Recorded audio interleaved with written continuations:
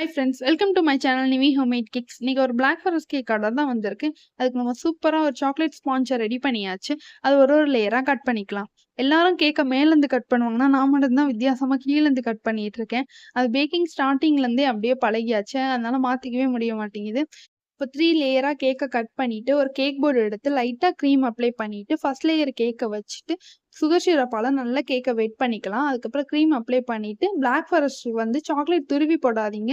Chocolate கனாஷாக ready பண்ணி நீங்கள் fill பண்ணிங்கன்னா கேக் சாப்பிடும்போது நல்லா டேஸ்ட்டாக இருக்கும். அதனால சாக்லேட் கனாஷ் ரெடி பண்ணிவிட்டு க்ரீம் மேலே சாக்லேட் கனாஷ் ஊற்றிட்டு குட்டி குட்டியாக செரியை கட் பண்ணிவிட்டு அது மேலே போட்டு அடுத்த லேயர் கேக்கை வச்சோம். அதே மாதிரி சுகர் சிரப்பை வெயிட் பண்ணிவிட்டு க்ரீம் அப்ளை பண்ணிவிட்டு சாக்லேட் கனாஷும் செரியும் ஃபில் பண்ணிவிட்டு அதே மாதிரி தேர்ட் லேயர் வச்சு சுகர் சிரப்பால் வெட் பண்ணிவிட்டு க்ரம் கோட் போட்டு ஃப்ரிட்ஜில் செட் பண்ணி எடுத்துக்கோங்க. இதோட மெயின் கோட்டிங்கும் கேக் டெக்கரேஷனும் நான் அடுத்த வீடியோவில் அப்லோட் பண்ணுறேன். மறக்காமல் பாருங்கள்.